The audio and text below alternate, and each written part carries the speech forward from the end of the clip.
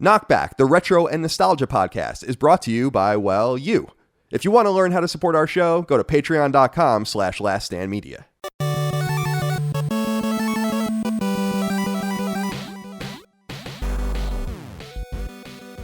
Greetings and salutations. Welcome back to KnockBack. My name is Colin Moriarty. I'm joined as always by my brother Dagan Moriarty, co-founder of the Bombardment Society. Dagan, thank you for joining me today. How are you, my friend? Oh, that coffee just went down. It's burning my throat. So sweet.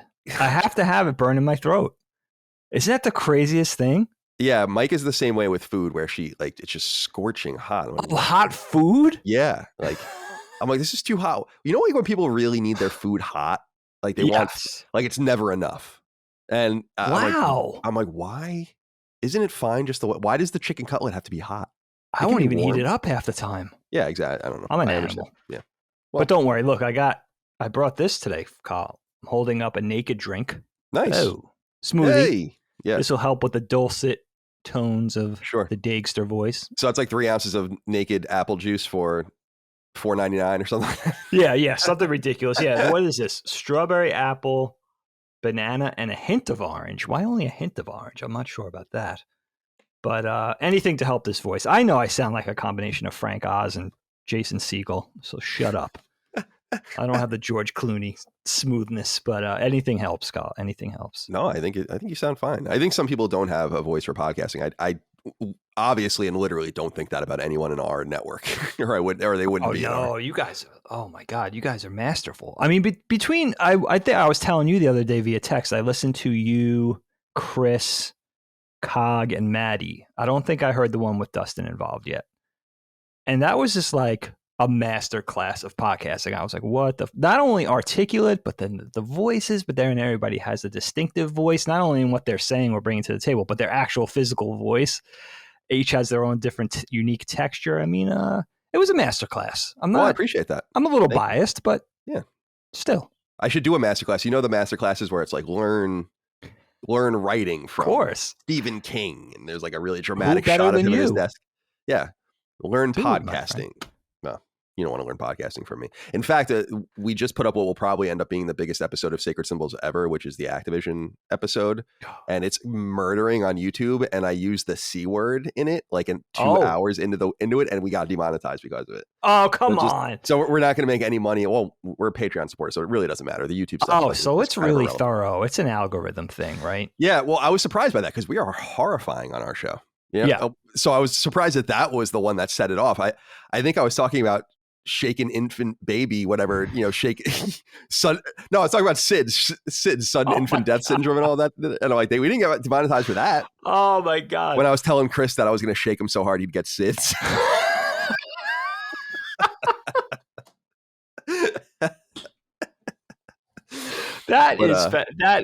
So it is an algorithm thing skewed. Yeah, just picking out words. That's not the first demonetized LSM video though. Oh, no. Okay. Back in the Collins Last Stand days, when I was doing a lot of political stuff on the old channel, half of that stuff got demonetized. I was wow, no prayer of getting that stuff getting that monetized. That's fascinating. But it doesn't matter because we're fan funded, and of course we're fan funded. Segue not intended, but fan funded over on Patreon at patreon.com/laststandmedia. We're doing great right now. We really appreciate it. Thank you for supporting us. You can get every episode of KnockBack a week early and ad-free by going over there and supporting us. Submit your questions, comments, concerns, thoughts, and ideas. Vote for topic ideas, which is unique to KnockBack.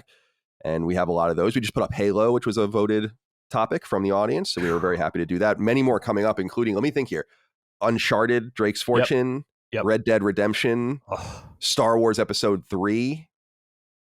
There's one more. I can't remember what it is, though, but there is one more. I know another game we're going to do, but I'm not going to say it right now. Okay, fair enough. Well, that's the fourth one then, because... Yes, okay. So, yeah, there's a bunch coming up. I took games off for a while, and then I was like, no, people want us to play games, and because it's quite a time investment, especially for Dagan, who just is the slowest gamer I've ever encountered. When he tells me the hour counts that he's extracted out of some of these games, I'm like, I don't even think that's possible. I didn't even think it was. I can't wait to see how long it takes you to beat Uncharted. Should take you 12, maybe 15 hours. Yeah. We're gonna see how long it takes. Oh God, so that means double that. We didn't talk about that during the Halo episode. Halo, I was kind of proud of myself. I think it ultimately only took me like 15 or 16. Now that's long by 5 or 6 hours. Long in the tooth. But still. It took me longer than how long to beat told me it was going to take too.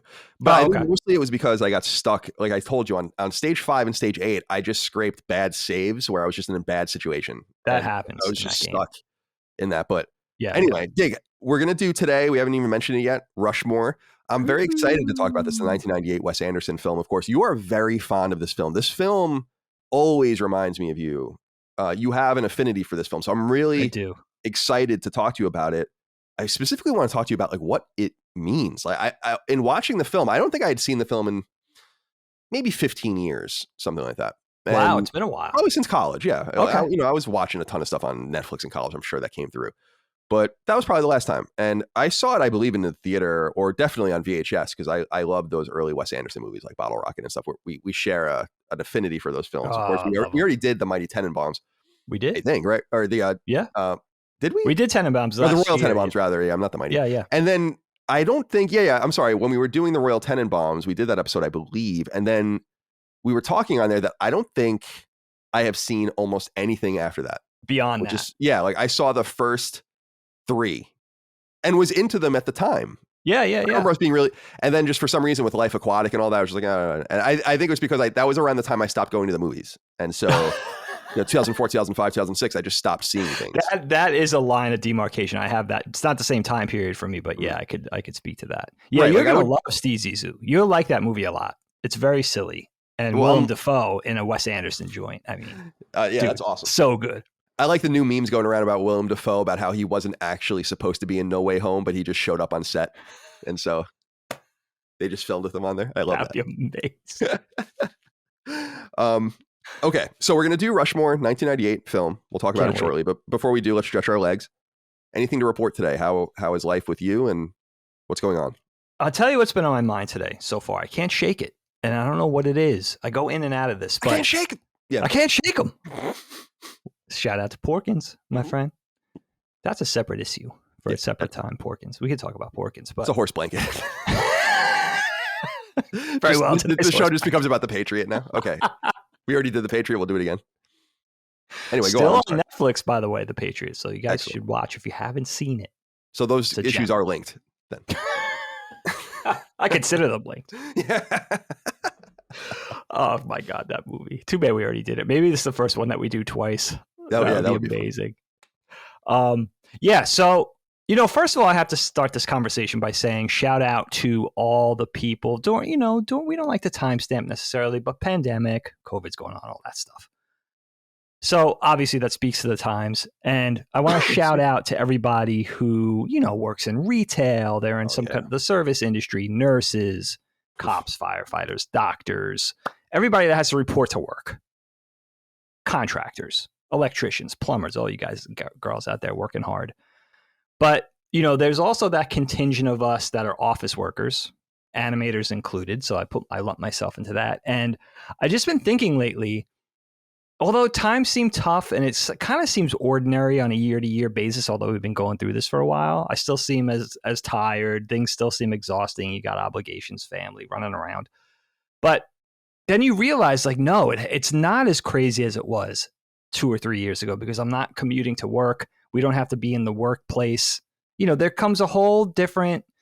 Everything is a little easier for those of us who get to work from home, I would argue. Maybe it's harder in some ways with this distractions and stuff like that. But for the most part, working from home, you would think that would ease your life a little bit for the most part. And I think for most of us, it does. It gets me to thinking it's going to be really contentious to go back to the office. Who's going to want to actually do that? Now, some of us might be I have a neighbor who works at the Department of Education in Jersey, and she reports into the office. I think she's kind of a higher up, and she reports to the office a couple of days a week. So some of us are doing that already. But for the most part, a lot of us are home that have office jobs. And it's going to be really strange to go back to that old model. I think the further we get from it, hasn't been that long yet, but we get further and further, just because we realize, I think we could do it from home. Hopefully we could be efficient. We could be productive. We could still get our jobs done. I would argue in animation that there's less creative energy. I think the creative energy is definitely less. The dynamic and the synergy of being in the same room when you're doing something creative collectively as a group is suffering for sure. Like I definitely feel that for myself, less inspiration. Metal sharpens iron, and being in the same room shoulder to shoulder with somebody and kind of wanting to one up not one up, but keeping each other on our toes creatively and artistically and all that. But it's going to be strange. Like, I think for myself, I commute to New York. Now I have a very dynamic commute. I commute a couple of states away, so I don't have an ordinary commute by any means. But even for that person commuting 45 minutes one way, whatever an average commute is considered, you have a hour and a half commute daily or whatever.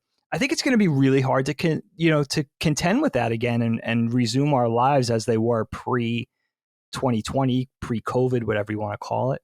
And I think it's going to be an issue. I think it's going to really be an issue. I want to see how it shakes out company by company or corporation by corporation with how necessary do they even deem being in a physical workspace, overhead, all of that sort of thing. But you got to think, like, a lot of traditional companies are going to want to revert back to a traditional model of being in a building, whether they feel like they have more control that way, they have more control of people's hours, getting their money's worth, wringing every last cent out of their collective resources or whatever. So that's just been on my mind. Like, I think for myself, like, holy shit, like, even commuting to New York two days a week, say, again, out of 5, is gonna put some drastic changes on my family. And my kids haven't really known that at their current age, teen and preteen. So it comes with this whole bunch of stuff. I really think about it because I really think, especially with being with Nickelodeon, I'm going to be on hiatus for a few weeks, but I'll be back there for another year, I think, at least, it looks like. And that's in New York. And when it reverts back to being in New York, I'm going to have to be there. It's not, I think in a way I'm looking forward to it, but mostly I think it's going to be odd to get back into that state of mind and back into that whole model of just living your life. You know what I mean? I totally know what you mean. There's a lot of writing about this as of late, last few months in various newspapers and publications, and how complicated it is because there's like all these different levels to it that are really fascinating. For instance, corporations have sometimes generational leases on buildings, and they're now just empty, and they sit there and they're like, what the fuck are we supposed to do with these buildings? You better go and work in them because we have to pay for them. And it's not even like a storefront lease, which is usually 10 years. These leases can be really, really long, 99-year leases and shit like that. Point. So I think for big companies like the Merrill Lynches of the world, I think they're just totally freaking out because they have this real estate that is unoccupied and really probably doesn't need to be occupied, but they want it occupied. And I think that is a big part of it. But the other part is that it is apparently really deconstructing the service industry, because the trickle down from no one going into New York or no one going into San Francisco or whatever is significant. I was actually reading a story just yesterday about OpenTable, which is a website I used to use all the time when I lived in San Francisco and in LA to make reservations. And they were saying in San Francisco, reservations in January 2019 were higher, something like 66% than they are now. So holy shit, that's like a substantial loss of revenue. Basically, you have 1 in 3 diners now using that service, which means it's probably 1 in 3 people eating out. I think I think that to the point of things changing, I feel bad for kids more than anyone, because I feel like I hate to say it, I think we're going to have a pretty fucked up generation of kids coming up. Not even weird. Anyone in our family, thankfully, because they're older, like, preteen or, Declan's in 10th grade. So they're definitely feeling the effects of that. But I feel for like the 3-year-olds, like the person who was like 3 or 4 when this started. Yes. Now they're like 5, 6. Yep. I don't know about this. So, and I think a lot of that has to do with the lack of socializing and all of that. But I will say this, and I've said this often because we always talk up and try to appreciate our blue collar workers and the people that were out there and doing it, is this pandemic hasn't changed my life at all. And that's how I know how much of a shut-in I am. And it's funny, I went out with, you'll appreciate this, I went out with Mom and Allie and Micah for breakfast a few weeks ago, and they had brought up there, and you could tell that people had been talking about it because of just the specific language they were using, but they were like, oh, like, like, are you like, like, are you becoming agoraphobic or something, because you like never leave. And I'm like, we were saying, I'm like, first of all, I'm here right now eating with you. And second of all, I don't think people appreciate, and Micah and I talk about this. We were just talking about it last night about how thankful we are for each other, because I don't think some people appreciate that. Some people are Yeah. totally comfortable doing exactly what we're doing right now. And they're comfortable with it for different reasons. I think that there are a lot of people that this feeds into their fear of getting sick and the masking and the control and all that. But for people like us, we don't really need social interaction very much. We don't want it. We like doing what we do, seeing people for a little bit at a time, getting into what we're into. And this is the way I've lived like my entire adult life. So Right. I feel bad in some sense, because I'm just kind of like, yeah, I'm just hanging out. I mean, I hear stories out there from people. First of all, I live in the South, so it is very different down here. People have been over the pandemic for a very long time. It's crazy when European, I don't think Europeans, especially, and others think, I'm like, dude, it's been over for a long time down here. Yeah. But so like I go to stores with no mask. I've been doing that for a long time. I don't care about any of that, but most people don't. But at the same time, I try to be really cognizant of just how lucky I am. And I was joking about it recently where I was saying, like, I always wanted the world to end with an internet connection. And that's exactly what I got. That's a bit. I don't think you should feel bad. First of all, you and Micah have each other. You're kind of like-minded, but also it's just kind of the situation just dovetailed with what you already, the lifestyle that you already enjoy. Perfect. We love just being around each other. Like, we really don't get, I can't speak for her. Maybe she gets tired of me, but she hides it, but I don't get tired of her at all, which is so remarkable. I get tired of people. That's a good sign. That's actually a really good sign, all jokes aside. Yeah, definitely. That's the ultimate barometer and test for a relationship. Yeah, man. Yeah, I don't think you should feel bad. I think that just, it's happenstance. And who knows how this is going to turn out. I mean, you would think the pandemic is going to end at some point. I should probably knock wood. Yeah, I hope so too. But I think it's permanently made. I guess what I'm saying is that it'll never be the same. To your point, I don't think it'll ever be the same. Too. I think that first of all, I think many more nimble and younger companies like mine have realized or just had reinforced what we already knew, which was that we don't need to be together. That my workforce, which is pretty substantial now, a lot of people rely on us. They're happy being home. They're happy doing their own thing. We have no work schedule other than when we meet up to record. People can do whatever they need to do when they want to do it, and then just go about their business, including pursuing their own creative endeavors and all of that. I encourage everyone to do the exact opposite of what IGN tried to do, which was to suffocate us. Be like, no, I don't want your shows. Like, you don't. And I even did that to you when we were trying to develop a show together. I mean, you keep your own show. Right. That's a great point. That's a great part of this conversation too.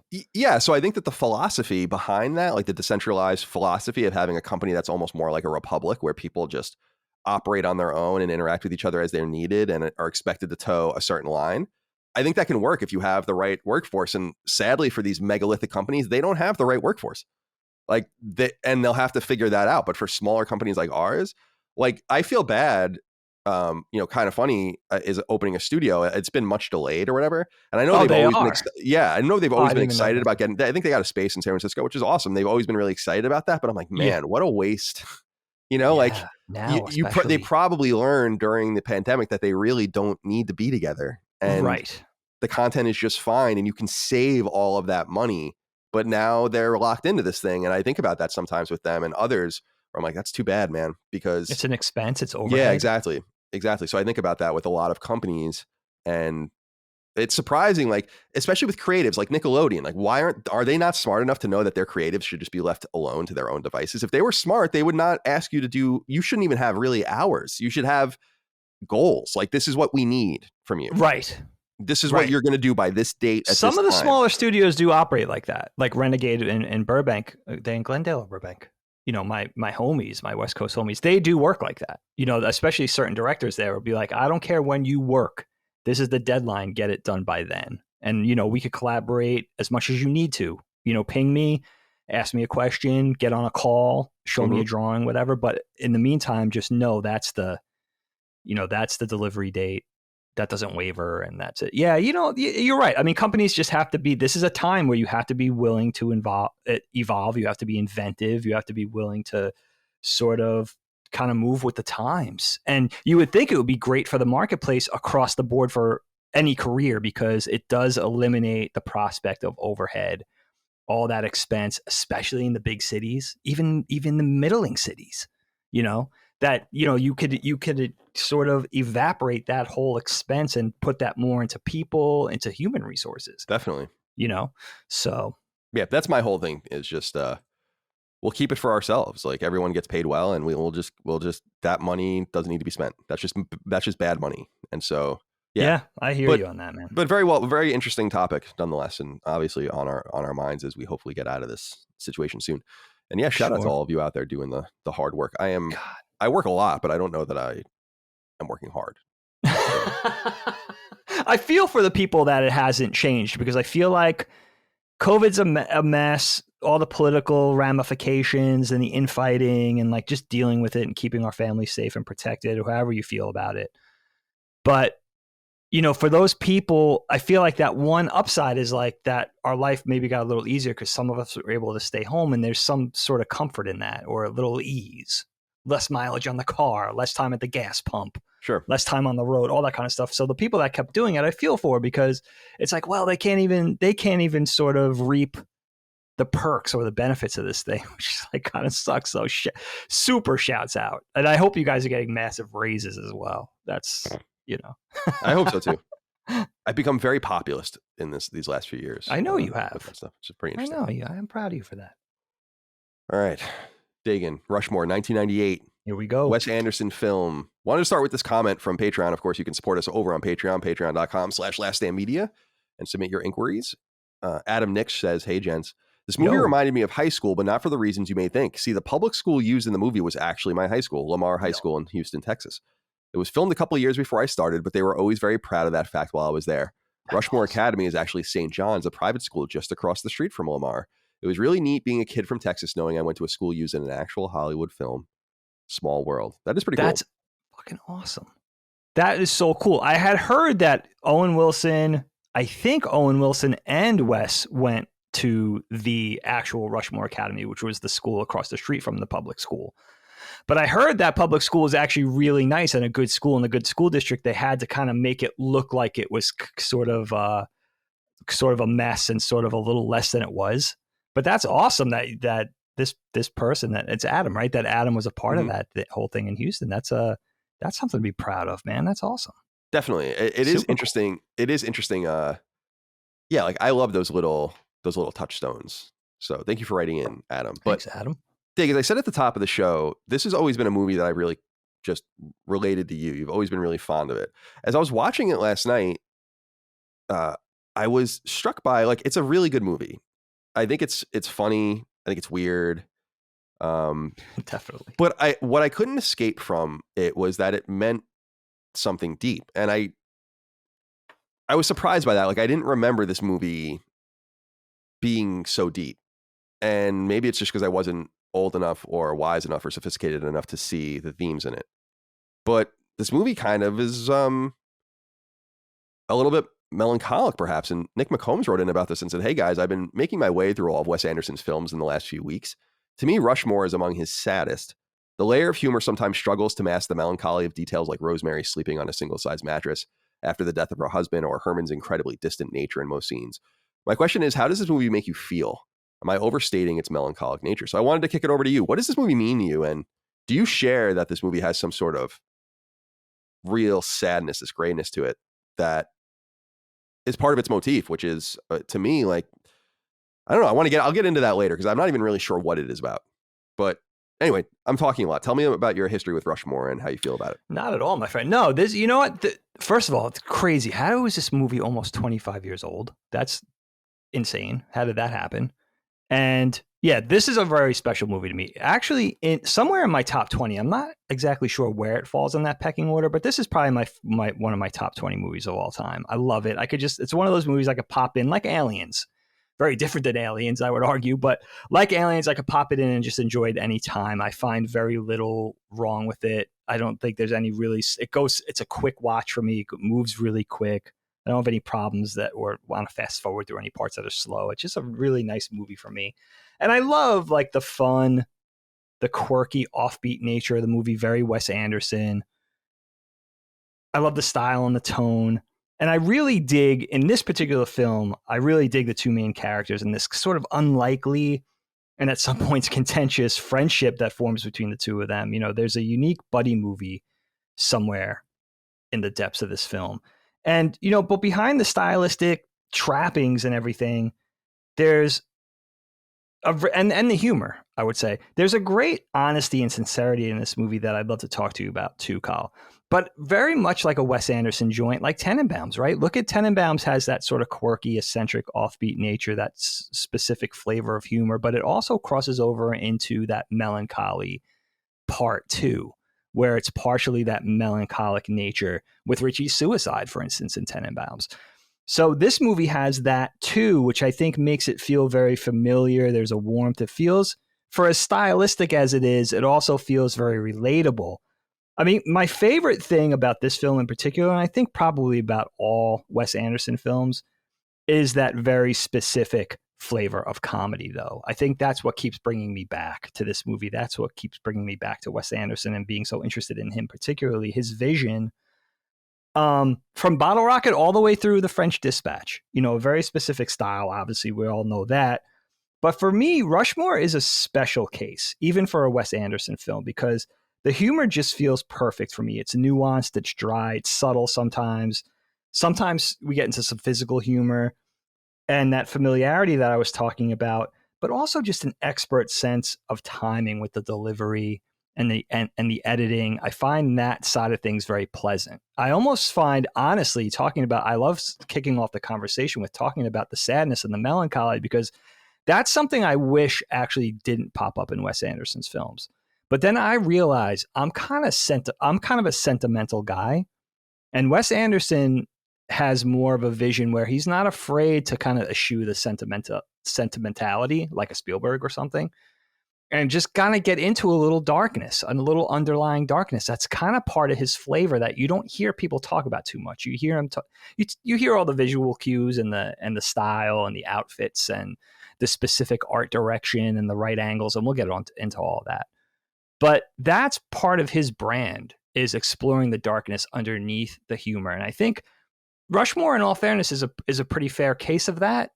And again, not what I'm coming to the conversation for necessarily, but I don't mind it, because it really is part of what Wes Anderson's bringing to the table as far as his vision and what he wants to say as a filmmaker, Yeah, it's really it's interesting because in only knowing those first three movies, they all do have this through line. Like even and I noted it here, just like even the guitar music and just the very the way that the score works in these movies is quite stylistic, and there's a continuity there.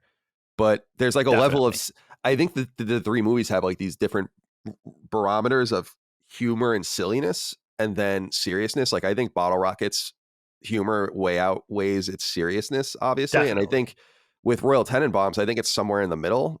I actually think Rushmore is sometimes not funny at all and is not necessarily trying to be in some ways. It's funny if you pay attention to it, but it's not overtly funny. And that's why it was making me remember some of the lines. And it's so nostalgic for me thinking about seeing the ads for this on TV and how embedded they were. Like the awesome shot of Bill Murray just slapping the basketball away from the kid. I remember seeing that and thinking that was so funny. That was in the ad, like the trailer for it. And I remember seeing that on TV over and over again. It's so good. But you don't really know what you're getting when you get into it. And I think you have to kind of pay attention to it. In fact, I think Rushmore is more than melancholy. I think it's overtly sad. And I'm not even entirely sure Max is a good person. I'm not even entirely sure Max is the only person who's not a victim. And everyone is victimized by him. I'm wondering how you feel about that. Now, I know you're quite fond of, and we all are, of Jason Schwartzman. He's awesome. And this was really like his first thing. And he's awesome in this film.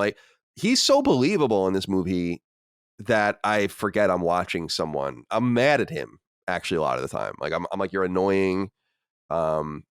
You are full of yourself and selfish and dramatic and melodramatic and all these things. But it's just, that's because he does such a nice job in the role. And I will say that about Max Fischer is that role is believable and feels very deep, even though it's about seemingly shallow things like his love of a teacher or something like that. And friendship and all of this. How do you feel about Max Fischer as a character? And do you do you believe him to be like a heroic character? Like he's somewhat portrayed in the film, like he's the founder of all these wonderful clubs and he's somewhat well liked by his peers and he ingratiates himself really well? Or do you see him more as I don't want to say a sinister character, I don't think that's right, but just by the end, I was like, I don't think he's good. I don't think he's horrible to a lot of people. And I don't really understand why, and he kind of gets away with it. So I don't know. I don't know if I'm misreading it, but I'm curious what you think of Max Fisher. No, I think that's an acceptable take. I think that's an interesting take and probably a typical take. I know for a fact, actually, that Helene doesn't really like Rushmore that much because she finds Max Fisher kind of an unlikable character. Like she thinks he's obnoxious. She can't get past that. Like he's kind of a grating, uppity, snobbish, right? He's kind of got that whole thing to him. And for me, I have a different take on Max Fisher. I think, first of all, at the center of the conversation, I think Jason Schwartzman is likable enough to kind of transcend that. And what I ended up feeling for Max, I mean, a lot of the melancholy and sadness from this film, I think, centers around the fact that underneath, I don't want to say all this artifice, but underneath the style and underneath the humor and the presentation and the very specific visual trappings and flavor of humor and all that, I think underneath, it's really at the center of things, a story about three really lonely characters and how they're each dealing with it in a different way. So that core of the story already has like a great emanating sadness from it.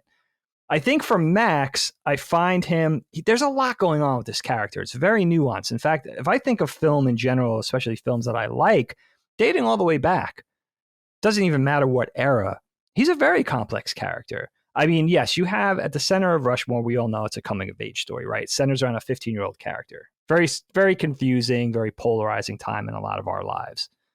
Sort of at the center of it, I thought about this time. I always get something different out of this movie every time I watch it, but I couldn't stop thinking about Catcher in the Rye, right? Another sort of coming of age story centered around a character of similar age, Holden Caulfield in this instance, and how this is a whole different take on that though, because you have a character like Holden, right? He's kind of angsty. He's at that age where he's calling out everything in society. He thinks everything's phony. There's a great pessimism there and anger. And with Max, it's different because you could see he's going through the throes of trying to fit in and find himself and all of that. But there's an optimism and a hope there and sort of a lust for life. I wrote this about the character, actually, that, when you first meet him early on, you see that there's this jack of all trades but master of none thing to him. And that specific philosophy doesn't really speak to my own personal philosophy. But what I do love is that unwavering lust for life in this character. I know people like that. For instance, my best friend PJ. It's very much like that. He's kind of like a little bit of a hype beast in all the great ways. Like he'll sort of, you'll be able to feed off that enthusiasm with a guy like PJ or Max. And I feed off that sort of thing in those kind of people, the enthusiasm, the passion. It's just contagious. You want to be into what they're into. And I think Max is a little bit of a Renaissance man in some ways. He seems genuinely gung-ho about all the various activities and clubs and sports that he's involved with. But, there's a little nuance there, because is he in part doing all of that in order to kind of dodge his academic obligations as well? And I think you can argue that that's definitely part of the equation. But I just love that his energy and his zeal and, his involvement to a comedic degree. It's like, how can any one 15-year-old do this much or be involved in this much stuff? But I think for me, it's a sympathetic thing because I remember being 15. I already had skateboarding. And even though I already had skateboarding and I was so grounded in like my identity tied to skateboarding and being a skater, I remember still going through the throes of like, oh, but the big kids are like into their IROCs and like Rob bass and house music and stuff like that. So that's kind of cool. And I like certain elements of that, but I also kind of miss baseball. What's over here? Like these kids are BMXing. So having that curiosity and just having like that identity crisis, trying to find your voice. How can we relate to that as a 15-year-old? What am I good at? What do people associate me with? How do my contemporaries see me? What group or clique am I going to be accepted in? That sort of thing. And it's like that period of discovery, I think what this movie does is it exaggerates it in a cartoony way. So it's not only visually fun, so you see him doing all these things, beekeeping and fencing, and he's an alternate on the wrestling team, and he's the lacrosse team's like equipment manager and stuff like yeah. all these crazy things. But I like that. And I think he's not likable at first. He's smug. That's the thing. And he's also kind of uppity as far as like he's elitist, even though he might be one of the only kids there that's not wealthy, that doesn't come from a wealthy family. But then you realize, all right, he's trying to keep up with the Joneses here. He's trying to keep up with those kids. He's trying to present himself as one of them. He feels like he doesn't fit in. And how can he fit in this universe where he really is different? He really does come from a different background. His origins are all mixed up and different compared to a lot of these people. So he belittles people and he acts uppity, and he tells his dad it's a cast-only party. And there's a certain period in this, after his first play, after the Serpico play, where he's backstage, that there's like a 10-minute period where he's really unlikable all through the restaurant scene, where he's kind of opposite Luke Wilson and sort of saying like, being really rude and stuff. And you have to get through that with the character, and you have to realize like he's just kind of like doing what we all did when we were 15, but in a more exaggerated way, because it's more entertaining for the movie, right? Yeah, I agree with you there. I think the one thing that balances him or unbalances him for me and makes him unlikable in ways is not the attitude per se. Certainly, like the way he treats Luke Wilson is unacceptable and all that, but but it does talk about how he treats other people, even how it kind of gets into a little bit of his friendship with Dirk, which is totally transactional and is kind of sad when you think about it. Certainly the way he has a great relationship with his dad, it seems like, but is embarrassed of him. I'm also confused about how he like gets away for all these years. It seems like he was there for many years, where he just ends up going home to this totally modest suburban fine house with his dad, who is a skilled worker, and he kind of gets away from it and convinces people otherwise, which is interesting. But you see the different people in his life, and you're like, there's nothing wrong with any of these people. And so you kind even like Dr. Guggenheim and all of that, and Bloom himself, and we'll certainly talk about Bloom with Bill Murray, is these aren't necessarily bad people. They're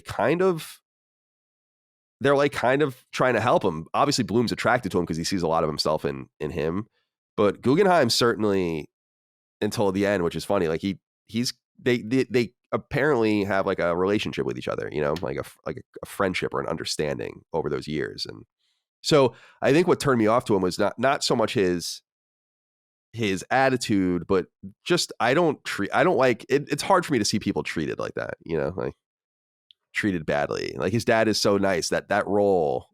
I think I looked up that guy's name. Who is it? It's Seymour Castle, who's passed away.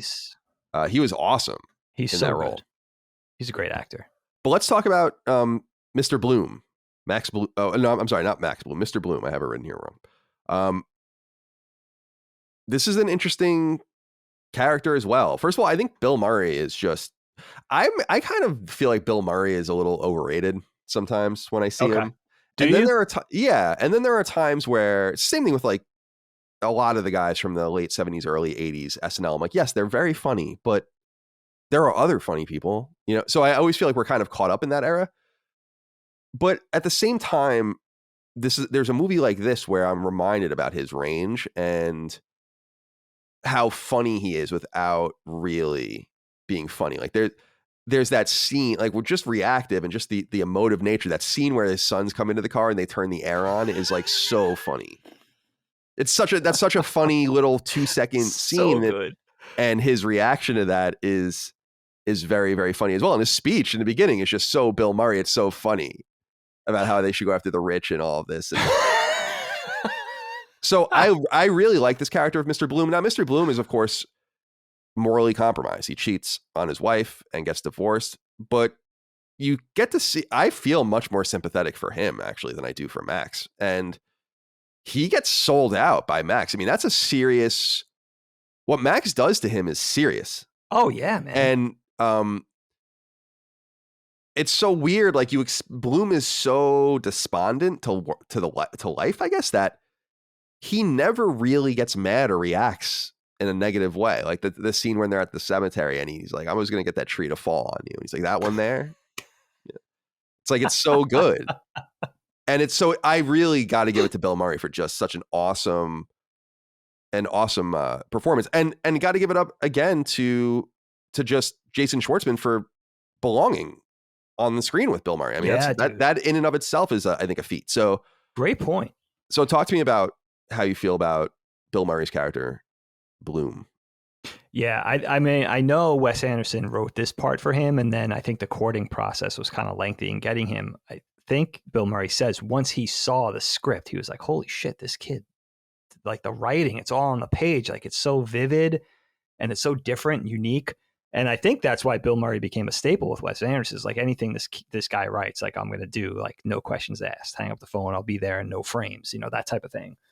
And dude, he's so good in this. I mean, he is just, you can't even picture anybody else in the part. I mean, how many actors do you know that can awkwardly eat a carrot stick on a front porch and not only make it funny, but make it actually interesting to watch? It's like, whoa, what is this guy going to do? He's such a, he is really a nuanced character as well. Of course, somebody dealing with his loneliness.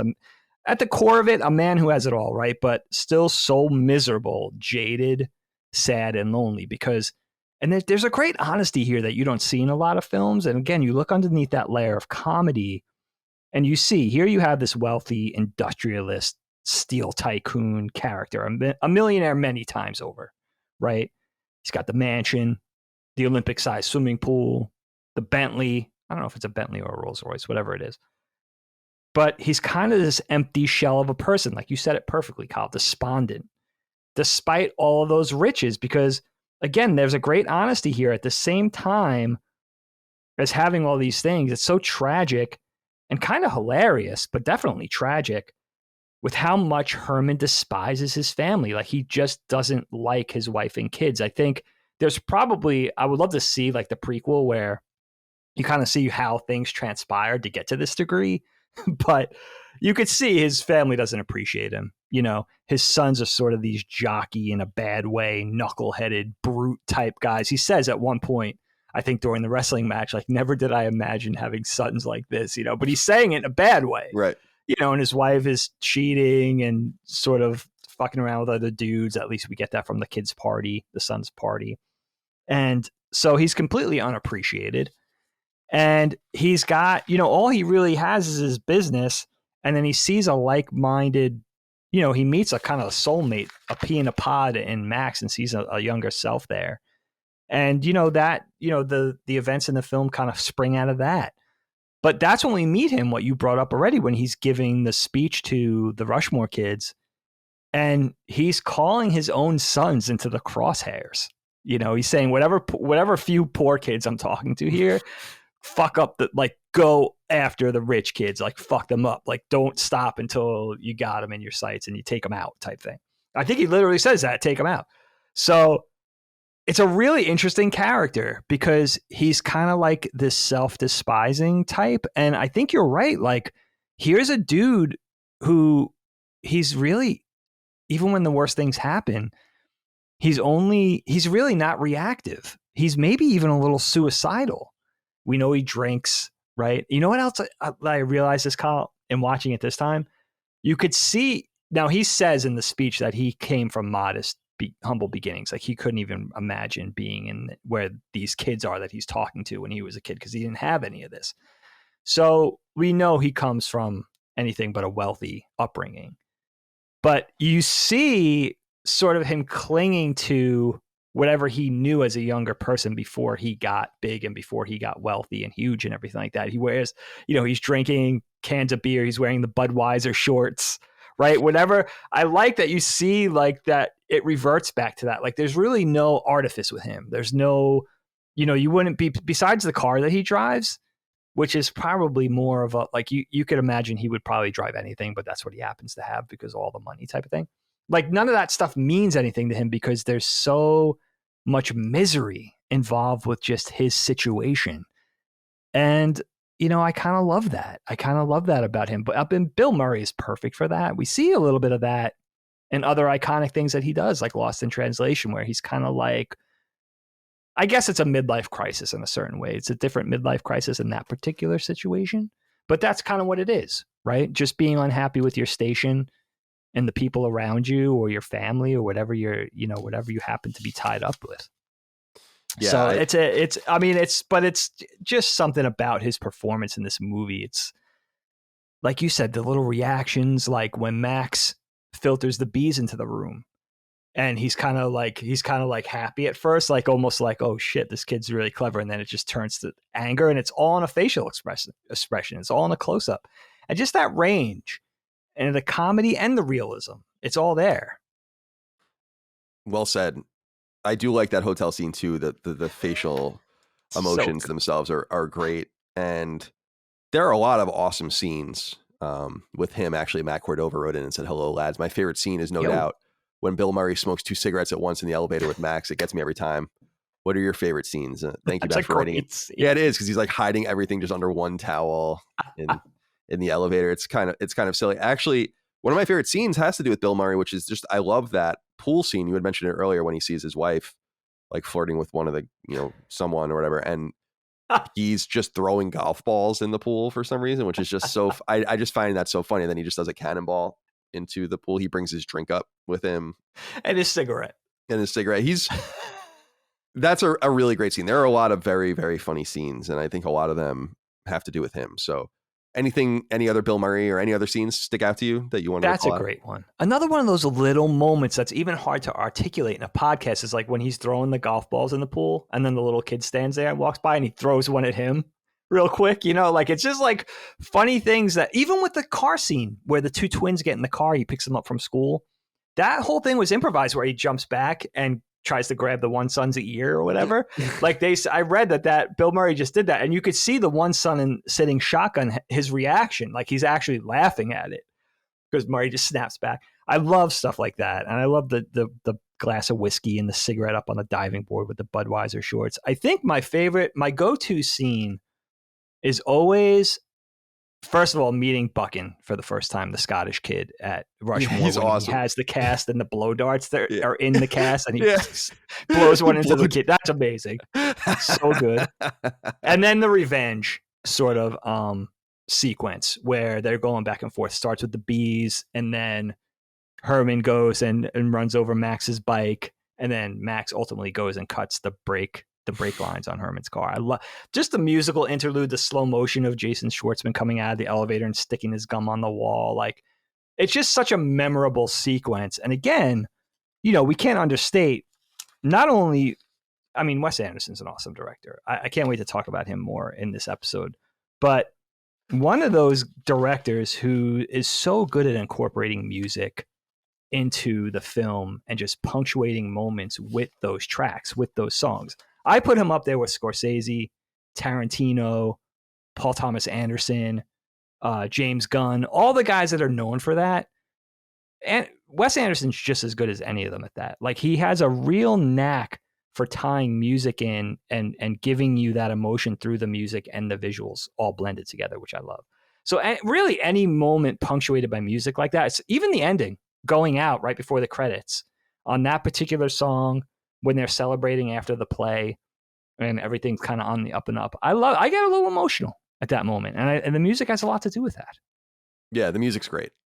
And the only other scenes I have to give a shout out to as we move on, because there's much more to talk about, I do have to give a shout out to just the play scenes themselves, because they're so fucking funny. The one where they have Dirk dressed as a nun, and he's got like the headphones on, and he's like, take them. And, yeah, it's so good. And the Vietnam War stuff at the end, it so just had me absolutely dying. But we have to talk, Dig, also about Rosemary Cross, Miss Cross, Olivia Williams. Of course. This is a really wonderful role too. And you know who I was thinking of, although it was nothing like Rushmore for me, but in 9th grade, I had a huge crush on my history teacher, Mrs. Well, I won't say her name. And that was close. Yeah. She was 22 when I had her in 9th grade. It was her first year. Yeah, she came out of like a SUNY school. Sure. And I wasn't weird about her or anything like that, but I had like a crush on her. I was like, oh my God, she is so hot, And she was always really nice to me and sweet to me. And I was watching this and I was like, this is like watching Max go off that deep end with Mrs. Cross is like a butterfly effect of Colin going mad back in the day. Where that like you could see like, oh my God, dude, like what are you doing or whatever, where my thing was so secret and I was so afraid of anyone knowing, and like he's like so blatant about it to her and to others. So I really enjoyed this role, and this role is certainly very sad as well. The connection between Definitely. Rosemary's dead husband and the book in the library, and you know his role at Rushmore in an earlier life. These are all interesting tangential points, and I think what's most interesting about her is her kind of hesitance to truly put Max in his place, which makes me wonder what she was feeling for him at any given time. It's very interesting. It's very uncomfortable. It's also very backwards because it's often, you know, I always think of the police, don't stand so close to me. Sure. Whatever, right. Perfect. So often you would think about it in the other direction. Yeah. But it does happen like this, I suppose. Absolutely. And she doesn't do anything wrong, and it's not her fault, but she's very patient with him to the point where you wonder, is this boy's facsimile of your dead husband so severe that you are actually somehow interested in this person? Yeah. So good point. I don't remember the depth of that at all, and I think that was because when I was a kid, I just did not understand, you know, what she was doing. But I do love the first time you see her, she's reading a novel called Kidnapped to her class, which is hysterical. I don't know if you noticed that. It's like this, like, it's so funny. So they set a really weird tone with her as well. But what do you think about? I didn't know that was the novel. I knew it was something that wasn't appropriate for that age kids, but like, I never knew what it was. Yeah, it's oh, that's awesome. So it's very funny. But what do you make of this character of Rosemary Cross, played by Olivia Williams? Yeah, I love Olivia Williams in this. She's very charming. I mean, much like Jason Schwartzman is charming and Bill Murray is charming, she has that kind of charm that exudes too, besides being a great actor. But I think I end up feeling the most sympathetic for her because she doesn't really have anything funny about her like the other two main characters. You know, there's nothing comedic going on with her. She's just kind of the grounding agent in a lot of ways.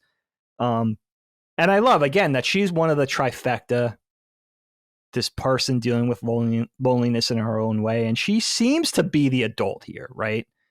Obviously, Herman's regressing. Max is trying to act like an adult, but he's very naive and sort of childish at the center of things. But at least outwardly, Rosemary seems to have both feet on the ground. At least she's trying to function despite the tragedies that she's dealing with. And, you know, important to say that her husband is dead less than a year. She says that he only died last year, so it had to be less than a year.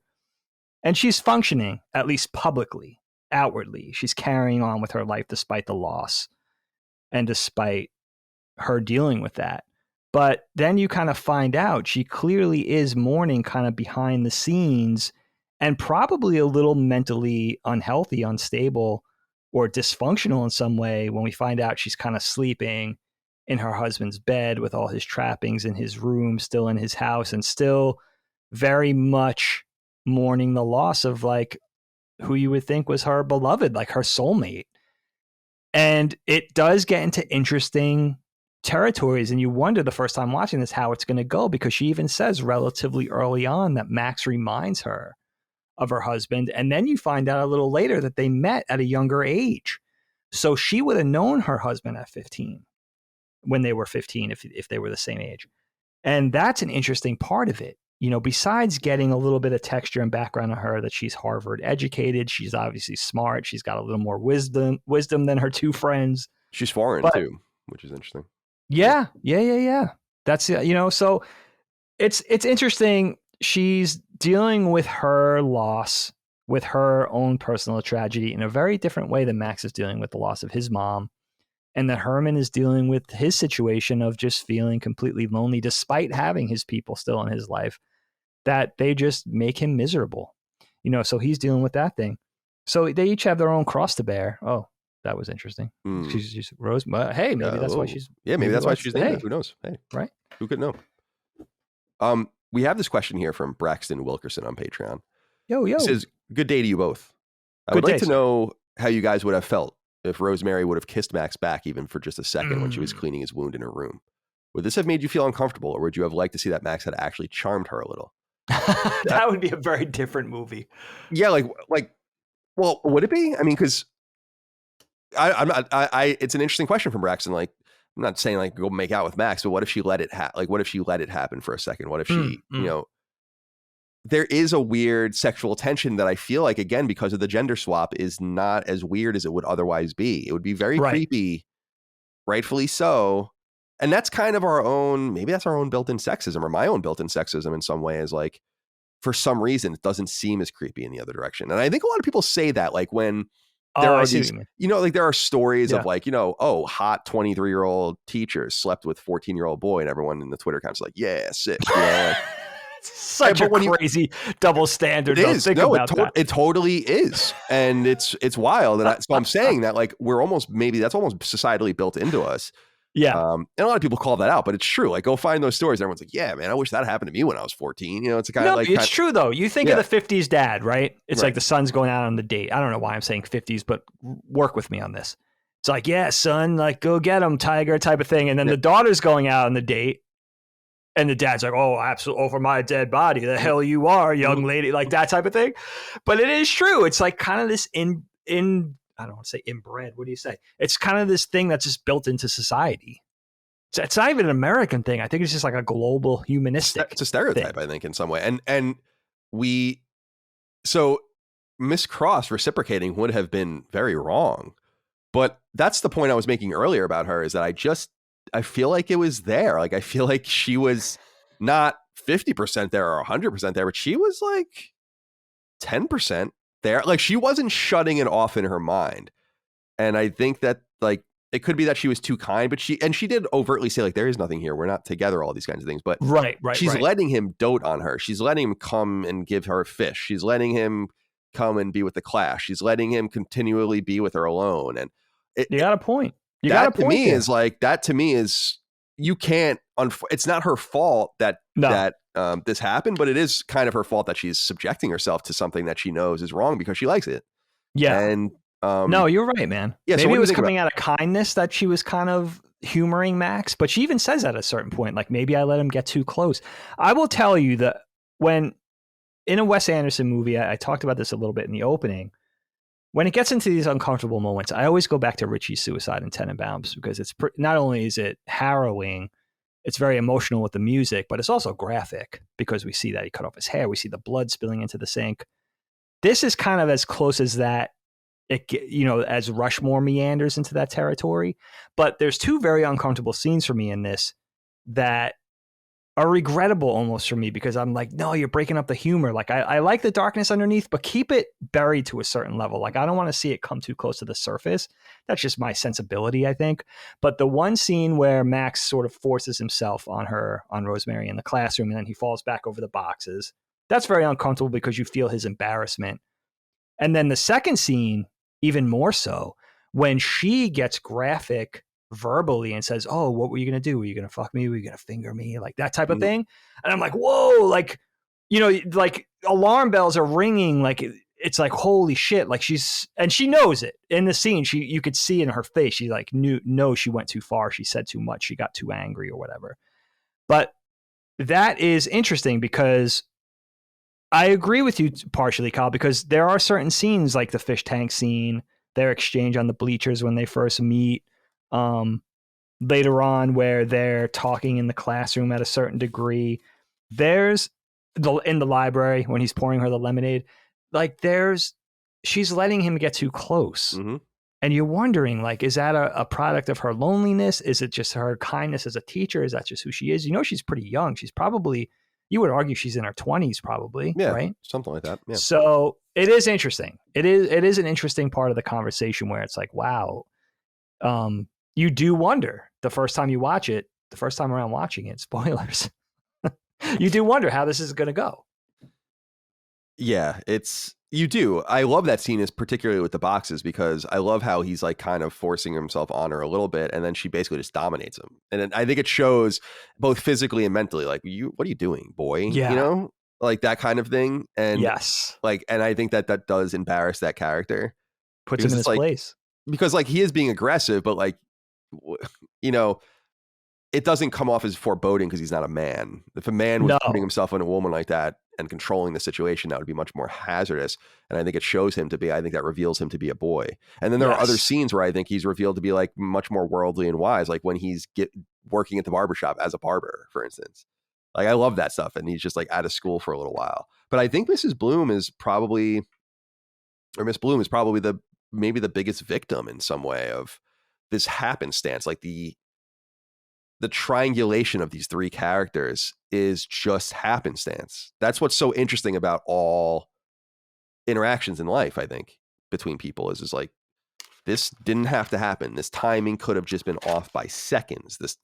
If you think about Max, and, Max's last year was going to be at Rushmore that year, and you can imagine a situation where Max just misses, Miss Cross comes a year later and then none of this happens.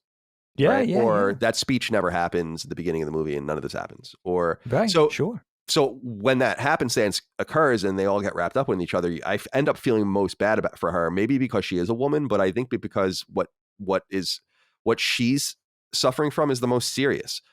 We have a situation with Bloom where he's in a loveless marriage. He has shitty kids and all of that. That's serious, but it is what it is. I think on the other hand, you have someone like Max who's too young to really have experience. He lost his mom, which is a key point, but has otherwise not experienced the trials and tribulations of life to the extent that I think he thinks he has. And with Rosemary, you have a woman who lost her husband to death.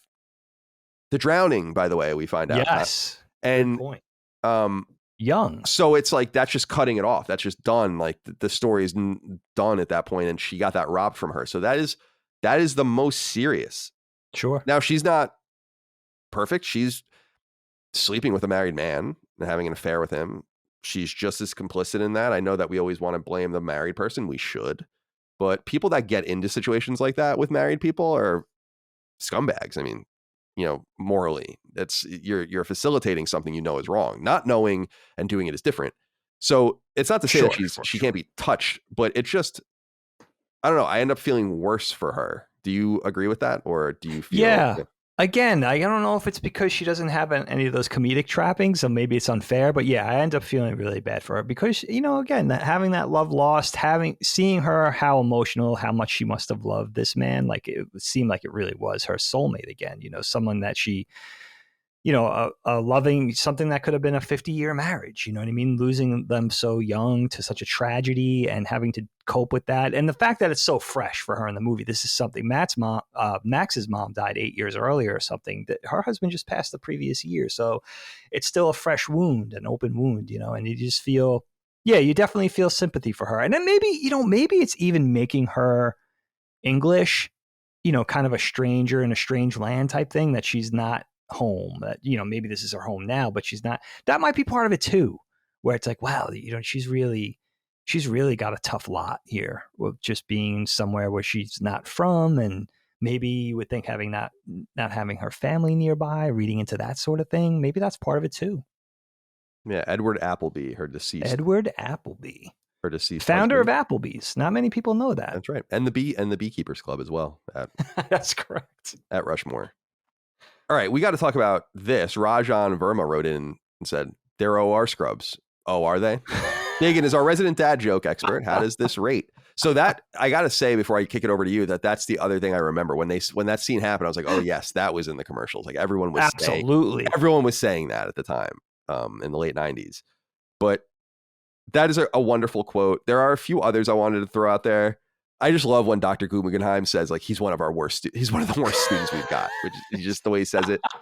There's a great line from Max when he's talking about Latin, and he says, it's a dead language, I always say, which is an awesome thing to say. And then there's one more I think I wrote down.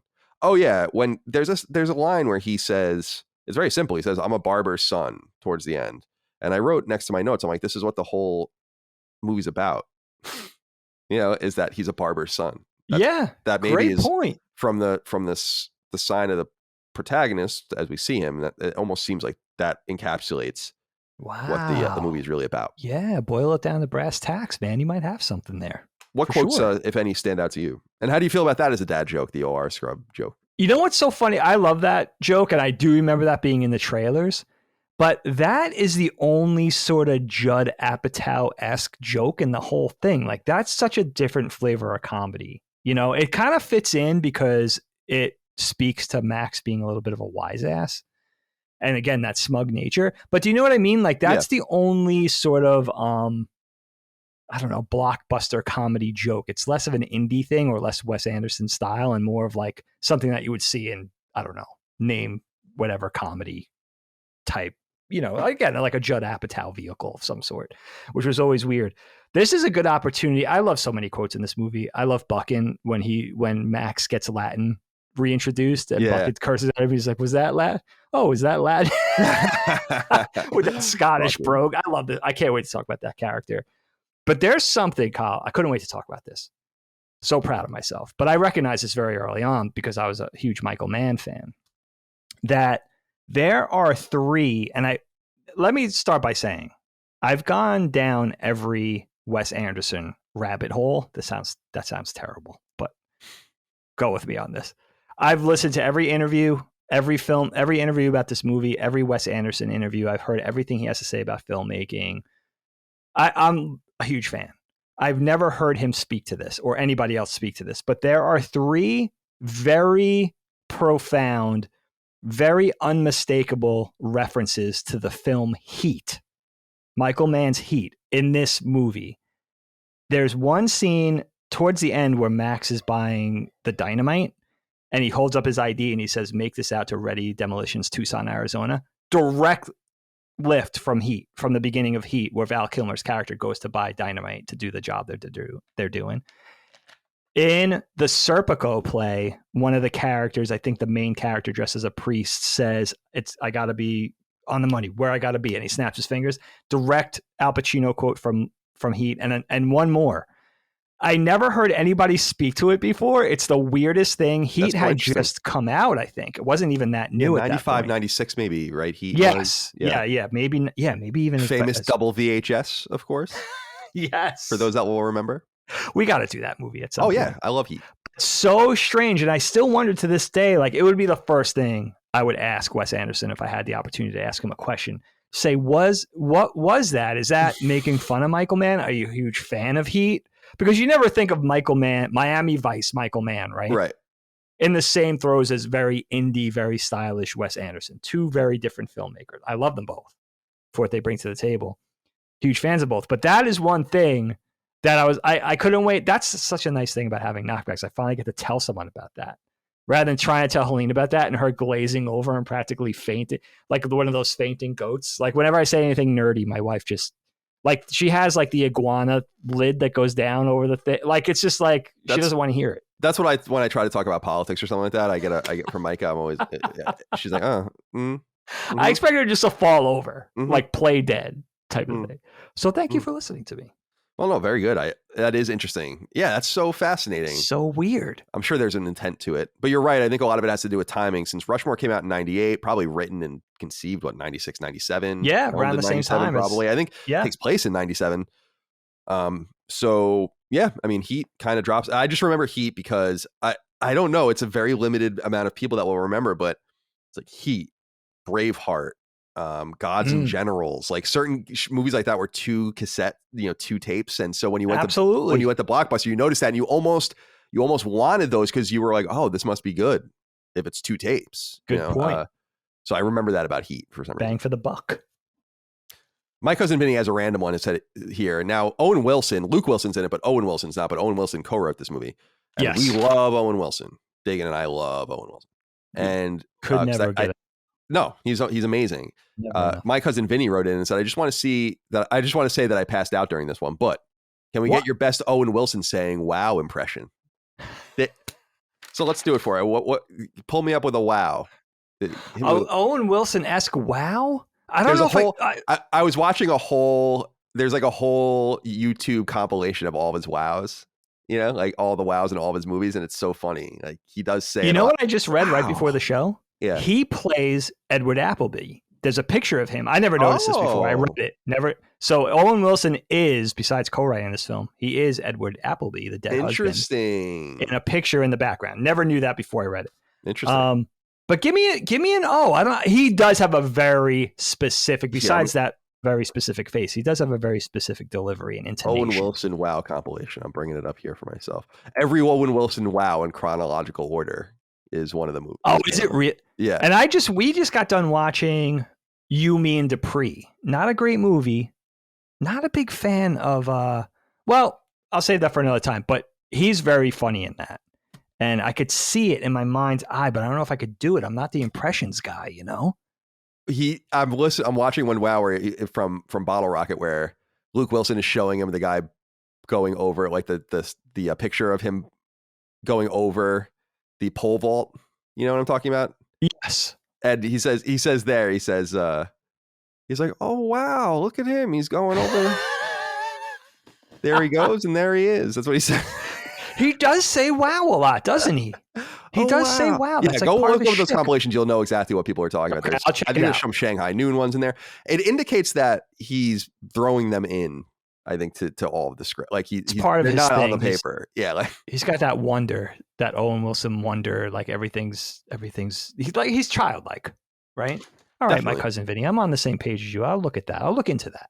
Let's talk about, you had brought him up. I mean, as we begin to, get into the end of the conversation here about Rushmore, it's only a 90-minute film, so not a huge film, very reasonable to watch. I wanted to bring up some other characters. Are there any others that you wanted to bring up? Of course, there's Dirk, who's really interesting. Mr. Little Jeans, Kumar Halana, Applejack. Magnus, of course, who we talked about, Buckin. Peter Flynn, Luke Wilson. Who do you want to shout out? I also saw, although I didn't notice this, that Alexis Bledel is in this, who went on to become famous for Gilmore Girls. And of course, she's in Handmaid's Tale as an awesome character in Handmaid's Tale. But she apparently is just a student, like one of the students in the classroom, which is cool. I love her. She does a great turn in Mad Men too. Yeah, she's great. Yeah. Oh yeah. She's awesome. My God, dude. I love her turn in that. But she's if people watch The Handmaid's Tale, her character in Handmaid's Tale is fucking awesome. I think I keep forgetting. I haven't watched that yet. She's a badass in that movie. Guilty as sin, but I forget she was in that. That is a reason to watch it. I really like her. I think, dude, she's in it. Elizabeth Moss is the main character. I mean, you gotta get into that. A lot of strong women actresses in that. Lots. Yeah, I forgot she was in that. That's another reason to watch for sure. Oh my God, dude, it's so good. What's what frustrating is she playing this though in Rushmore? Oh, it just says she's credited as student. It looks like she's probably she's in the background somewhere. Or something. Well, I think she's one of Margaret's friends. Okay. But I didn't notice that. I just saw her in the credits here. So, who do you want to call out here? Some of the kind of bit parts that are interesting. Well, you know what's funny about Brian Cox, who plays Nelson Guggenheim, the headmaster of Rushmore? He's been popping up a lot for me lately. You brought up Braveheart. I watched Braveheart. Noticed Braveheart was on Netflix. Couldn't resist. That's one of those movies, like The Patriot, like this movie, like Bottle Rocket. Like if it's on, I have to watch it. And Brian Cox plays, I forgot he was in it. He does a very brief turn in it. He plays William's uncle Argyle Wallace, who kind of takes him under his wing when his father and his brother are killed. He's the one that says to him, I think young William is looking at the sword and he's like, I'll teach you to use this. Then I'll teach you how to use this, meaning the sword or whatever. So good. And I had remembered that a young Brian Cox had played, talking about Michael Mann again, oddly enough, in Michael Mann's 1985 or 86 Manhunter movie, which was kind of like Michael Mann's take on Silence of the Lambs before Demi and all those guys did it. And before Anthony Hopkins played Hannibal Lecter, Brian Cox played Hannibal Lecter in Manhunter. I forgot about that. Very interesting. And also Brian Cox has a long filmography besides being like an amazing stage actor. But I love him in the Spike Lee joint 25th Hour. He plays, I had forgotten about this. He plays Ed Norton's dad in that, who's like a retired firefighter and pub owner in Manhattan. That's a whole 25th Hour, for you guys that don't know, is a whole sort of post 9/11, sort of very emotional love letter to New York, based around this drug dealer character, this Ed Norton guy, but his dad's a New York City firefighter, and he's played by Brian Cox. Awesome. I love him in this. And he's so funny. Like he's a serious actor, but how good does he do this role where it's just like this aging headmaster of this school who one of the students is like the bane of his existence. That's all that Max is to him. He's just like the bane of this man's whole existence. Like it pretty much gives him a stroke, right? You can feel like the stroke is probably due to Max.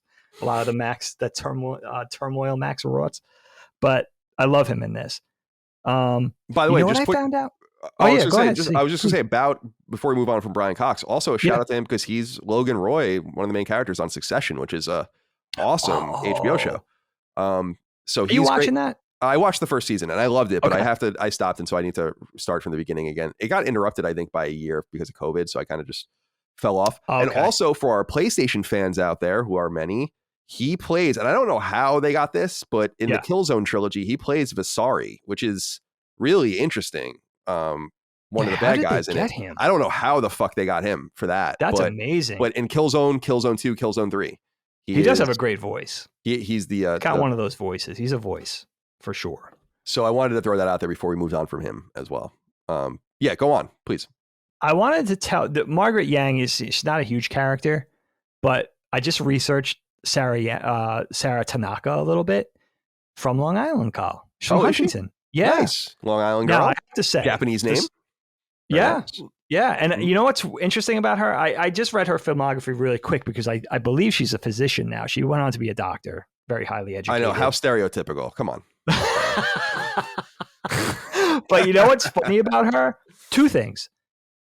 From Long Island, but her dad or somebody in her filmography, it's mentioned her dad is named Alessandro Tanaka. So you got the whole, Italian and Japanese. Very awesome. That's amazing. She's in, it says, in her filmography here, she's in Old School as well, which I vaguely remember. She's done a few things. Yeah, but clearly she just wasn't into it. But I felt the thing about Sarah Tanaka, or, the character of Margaret Yang, is I just feel bad for Margaret Yang. I'm like, why are you being so rude to this girl? She's so belittled. It's so annoying. And then you kind of realize what I love about that character at the end is you kind of realize she's kind of like him. She's not what she seems. Yes. Because she says, like, she basically made up all the data on her science experiment. She's a fake. Right, exactly. So that's what I love about that. That's one really nice turn, I think, is like, God, why are you fucking being so mean to her? And that's a great take. And then at the end, you kind of find out, like, oh, she's kind of full of shit.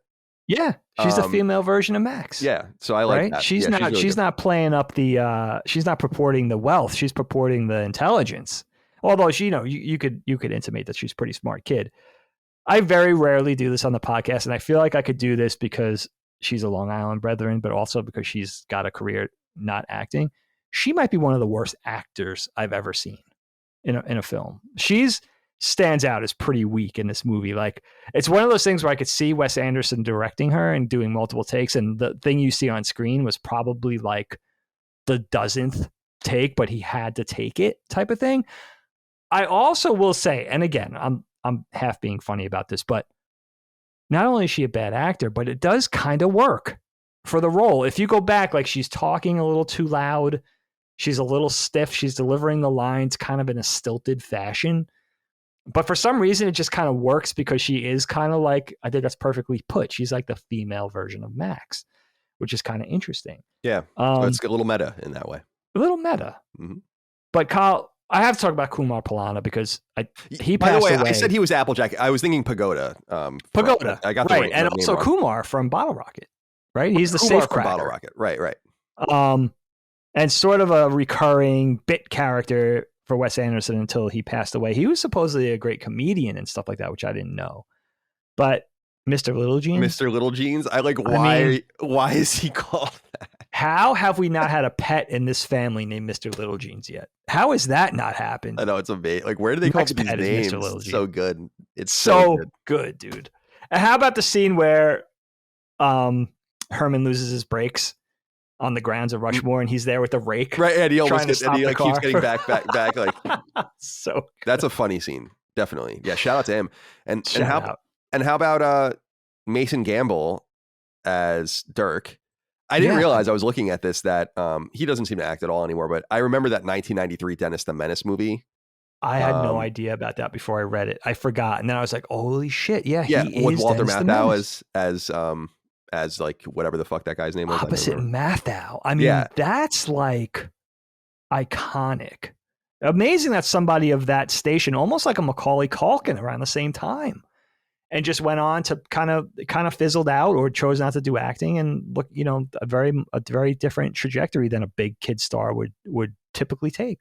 But that's interesting. I think yeah. He's funny. He's funny in this. Yeah, he's good. He's a great, he's great, like the little sidekick, but I feel bad for him because he's he's being preyed upon too. Like I'm glad they settle their friendship. He like gives him he's like, I need it. I love that scene when the barber where he's like, I needed a haircut, but I guess I'll go or whatever. It's like, he's really, really good, but you kind of realize he wants his mom or whatever. And so it makes it sad, but I love him. He's funny as hell in those war scenes, man. Like, oh, him as the nun when he's Surfer like, boy, takes out his pistol and starts like shooting. It's so good.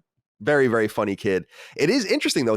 I'm just reading here on Wikipedia that he's a doctoral candidate at UCLA now. So another doctor that sprang out of this film. That's two out of the kid actors. That's interesting. I love the scene. I love that he's kind of this innocuous little blonde kid. And I read somewhere too that he's supposed to be younger than Max, but I'm not sure why they would be in chapel together and stuff like that if that's the case.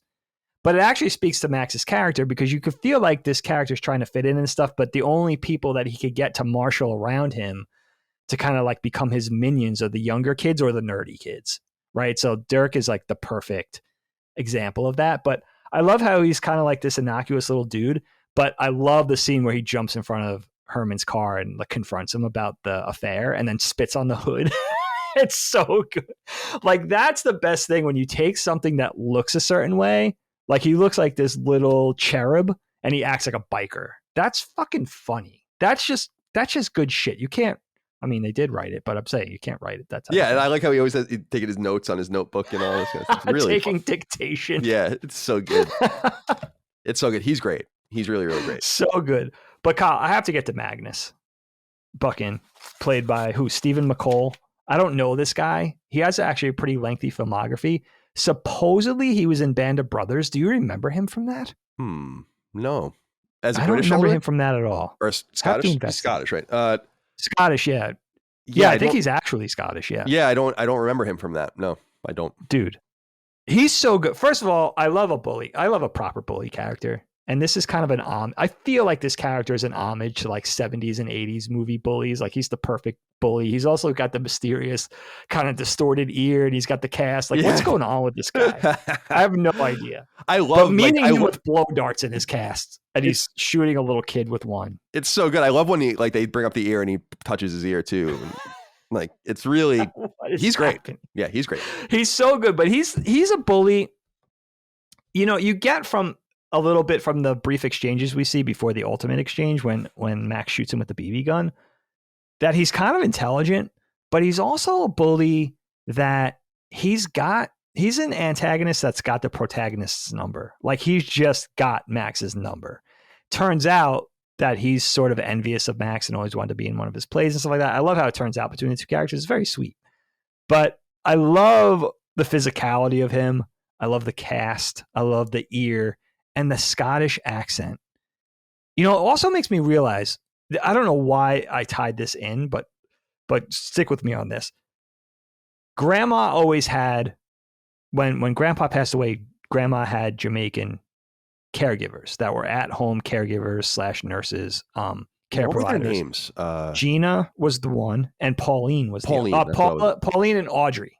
Right, Audrey was the one I was thinking of. Audrey. Yeah. They were awesome. Both awesome people, amazing. They became part of the family, but very thick Jamaican accents, intonations to their talking. And I remember Mom and our aunts and everything being like, "Oh, I don't, you got to like," actually saying to them, because we were so comfortable with them, they were part of the family, like, "Slow down, I can't understand what you're saying."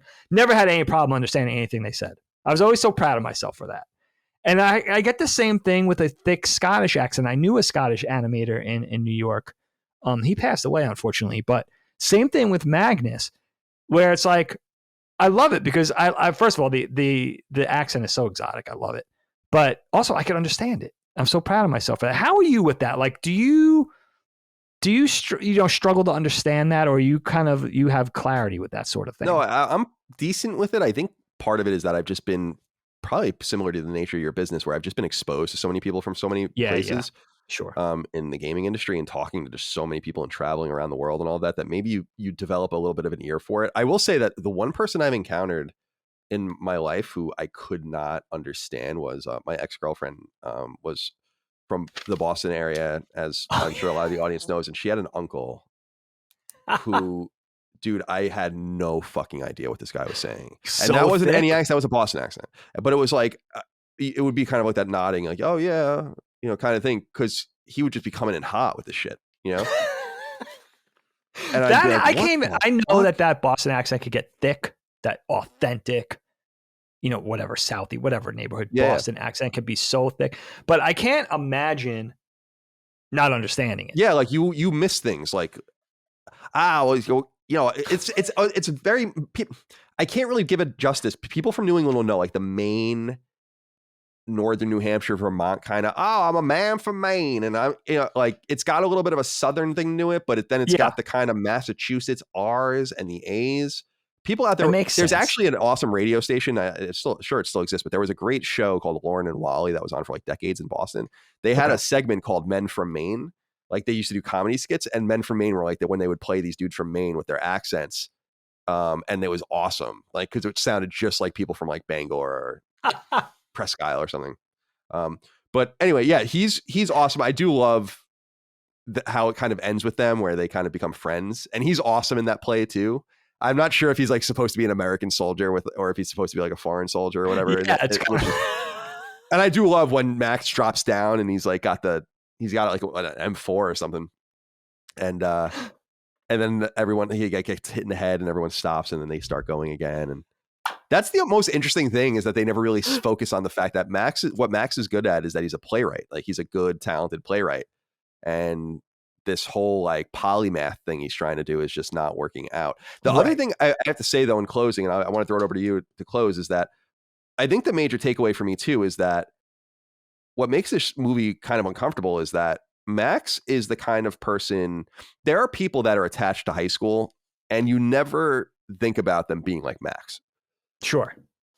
You think about maybe the athlete, like Uncle Rico or something kind of guy, right? You think about people that are just stupid and can't get by, which is not him, which is not him. He's not stupid. He's just not applying himself. But you never get a guy who's like, he wants to stay around. Like he wants to do an extra year. He wants to do his thing. I just wonder what your takeaway is ultimately from the movie and how you want to close it. Yeah, it's for me again. It's that brand of comedy. It's the timing. It's the snappy timing, the editing. It's kind of this weird thing. It's like this elusive style of humor that's hard to describe, but you know it when you watch it. Like you had brought up a perfect example of this earlier, Kyle. Right in the opening moments of the film, where Herman delivers a speech and he's talking to Guggenheim outside, and he's like, "Sharp little guy," and he's like, he's the worst student we've got. He's one of the worst students we've got. And then it just cuts, and it cuts to the editing and the opening song and that whole opening montage.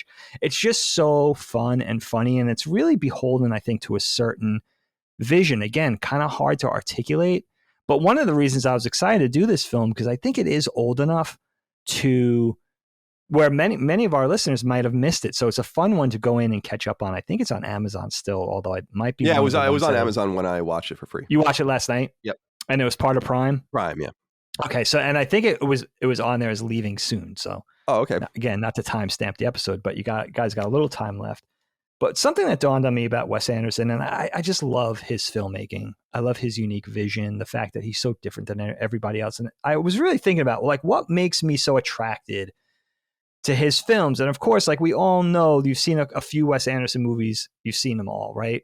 In terms of like, you could say that on one hand, because what makes his work so unique, and part of the thing that I really adore about it, is that it's very visually oriented, right? You have very type A, sort of anal retentive, even Steven, symmetry. He does a lot of symmetry, right angles, blocking the camera perfectly perpendicular to the wall he's shooting, having the subject character right in the center of the frame. I mean, mathematically in the center of the frame, where his cinematographers have to use duct tape and stuff like that. Like it's the first thing he'll say, like, is that camera centered on the shot and stuff like that.